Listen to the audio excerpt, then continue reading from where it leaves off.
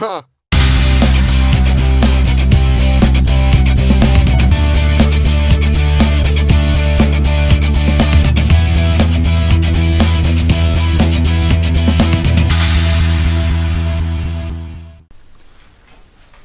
Alright, hi folks. By way of introduction to this video, let me just say that I've been pondering the idea for a while now about whether or not you can actually glue a truss rod in and still have it work. I bought a truss rod, Stuart McDonald truss rod. So some of you might say I paid more than I needed to for that. It is only 12 bucks. Double acting truss rod. They called it a low profile. It looks like all the other truss rods I've been using, except that it is not quite as tall as their I forget what they call their main one. Hot rod, I think they call it. Okay, anyway, I have a failed neck that was from an ES35 335 I was building. am building currently, waiting for lacquer to dry. So I have this neck that actually twisted. All right, so I'm not concerned about the neck being twisted because this is a complete experiment. I am going to epoxy the truss rod into the channel. Now, obviously, if you studied guitar at all, building, you've been told do not glue your truss rod in; it will not function. So I started thinking about that, especially now on a single action rod. That might be the case, but I probably need to do an experiment with that if this indeed works after it's been epoxied in. This truss rod is completely encased in a plastic sheathing of some sort. So I'm thinking that as long as the inside edge, the two inside faces of the truss rod, there's two pieces, top and bottom, as long as they can interact and not be glued together, then I think that this thing's still going to work. I know that flies in the face of accepted logic on this topic, so I'm going to do an experiment and find out. I may be wrong. If I'm wrong, at least I know it doesn't work for sure, and I didn't just accept somebody else's long-held point of view just because that's the long-held point of view. So let's see what happens. I am currently fitting the new truss rod to the old truss rod slot that I made in this neck before, because the other truss rod was about 3/4 of an inch shorter. So I'm just not gonna set up a router to do this. If I can find the thing, here it is. I am just going to hand chisel the slot a little deeper here, lengthen it, and then I'll have to do a little work on the other end because the nut, the adjuster section is a little thicker.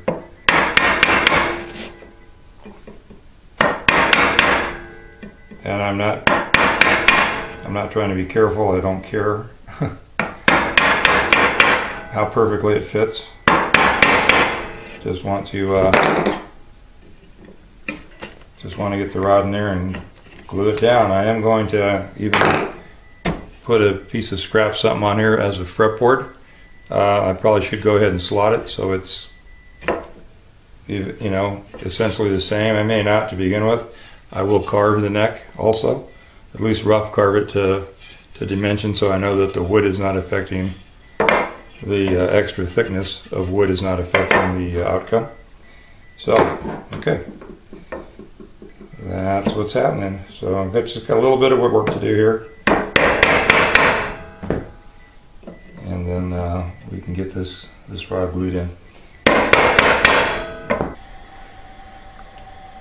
Alright, so I just roughed out a maple fretboard, hard maple. I should have filmed that. Sounded like I was killing my bandsaw. So it's a quarter, like the thing. I can't tell from my angle. I can't see it. So there it is, 251. So 1/4 inch, and I'll I want it to be as much like a regular neck as possible, so once I glue it onto the board, I'm going to trim the whole neck down to the proper taper, and then I'll just rough radius it on a sander probably. I might even try carving this neck on the sander since I never do that, but the whole thing should be an experiment. Things not to do. Okay, so I'm about ready to glue this in, and I think I'm just going to glue everything together with epoxy. So I'm going to epoxy the truss rod into the fretboard. I made it a little longer. Like I said, had to notch it out here a little more to make it fit. So now it's just a fuzz under, and then like I said, this will go right on top. Many of you know maple is a very common fretboard wood, and it's very hard and very stiff.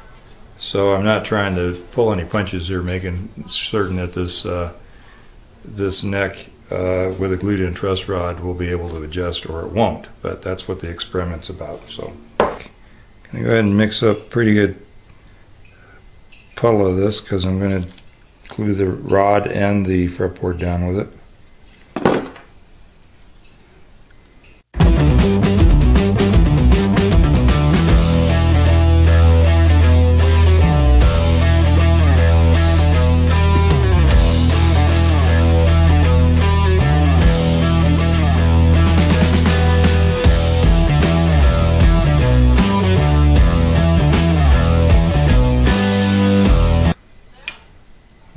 Grossly underestimated that.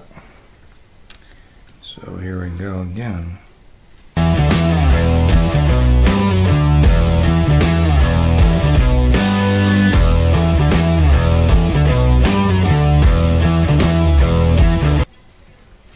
One of the reasons I thought I would just do it all together is because I didn't want to have to be careful with not getting epoxy on the top of the neck.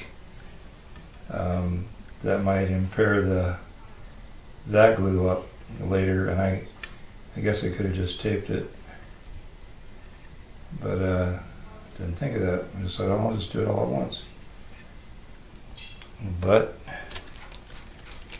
here we are.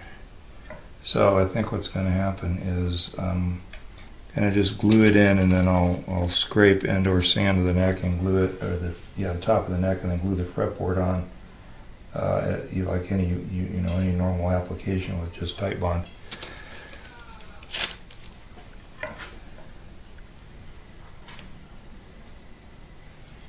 Okay, I think we got plenty in there. I think we'll probably get a little squeezing up. We'll see. So,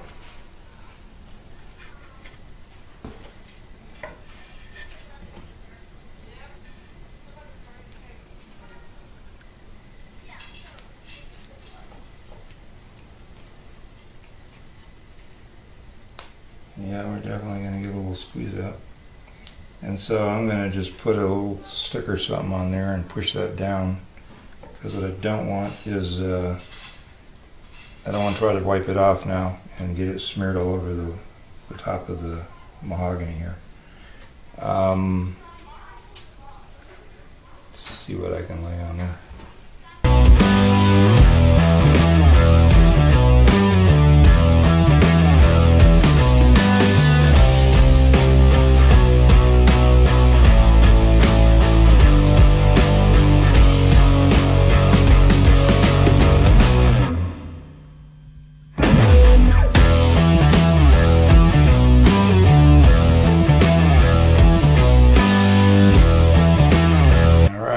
Making sure that the rod's bottomed out in the channel. I do have a lot. I won't say I have a lot. I have a lot of squeeze out over here on this end. In fact, it's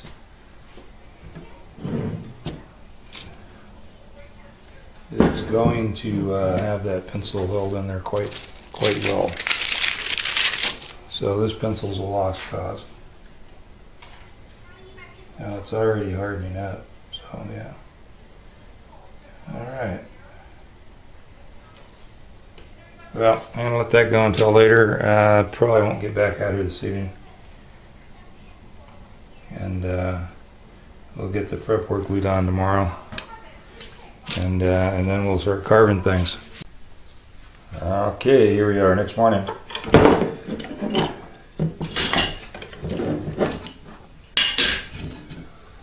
One pencil free. That's the first time I've used pencils as a clamping caul, but if you remember, while I was clamping this up, I kind of had to change directions because I decided to glue the fretboard on with regular glue rather than this. So of course you probably just watched that on the previous video, so I'm explaining stuff that's obvious. This pencil, however, is quite fastened, so not that big a deal, however. And so just gonna scrape this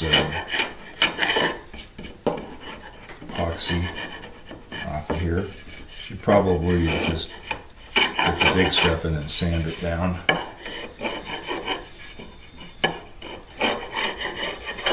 I got a very minimal epoxy smear on the mahogany here, so I don't think I'm going to have any adhesion problems with my tight bond. And I'm just going to run this over to my wide belt. I'm not going to turn it on, I'm just going to hand sand on my wide belt just to get all that off of there. I'll be back. Okay, well actually, because this neck is twisted, I can't just put something flat on there. Even this block isn't going to hit it all perfectly. So I'll just try a quick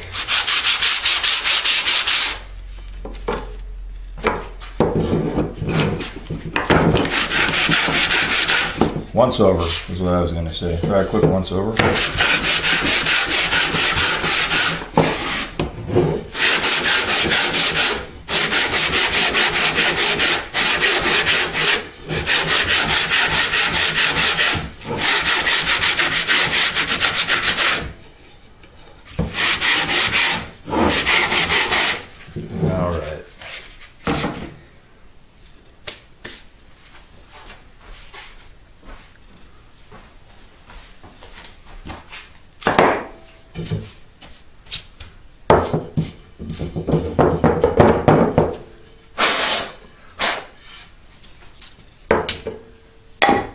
Guess if I had planned a little bit ahead of time, I wouldn't be running around looking for stuff right now. I did plan far enough ahead that I got these clamps on here, and this is just going to keep this fretboard located up at the front end. And at the back end here, it's the fretboard and the neck blank are the same.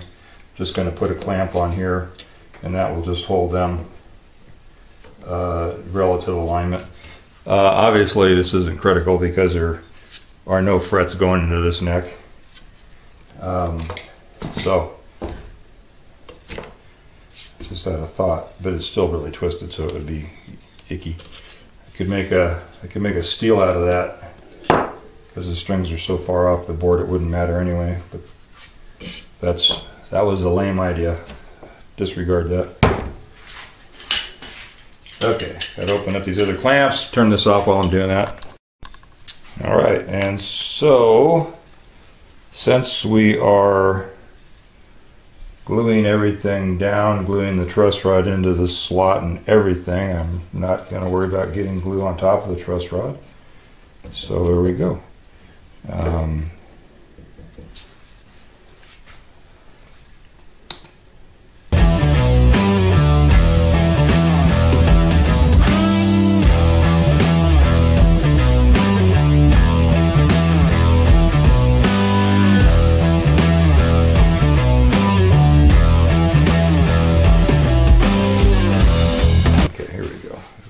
These things off.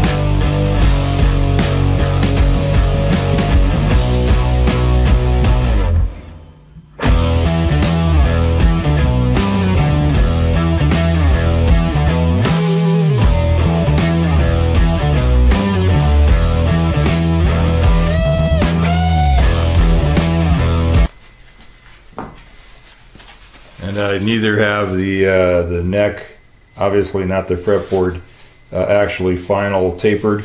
It's just rough cut out, so I'll slap a template on this after it's dry and route the final dimensions on the neck.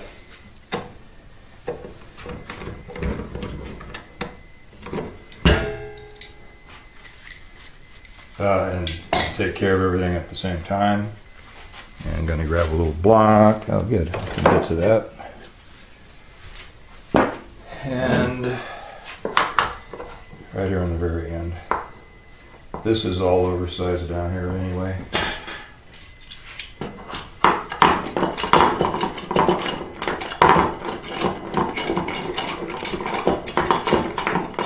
This was never cut to length. I just I got to that point on that project and saw that it was twisted and just, you know, let it lay at that point. So, but I want the fretboard to be glued down consistently. So there we go. All right, that's all just ready to go now. I'll flip it over and clean glue off the other side, but you don't need to see that. I'll bring you back in later. How much later? Not sure. I'm going out of town tomorrow. Not sure if I'm going to have time to mess with this today or if it'll be in about 4 days from now. So we'll see what happens.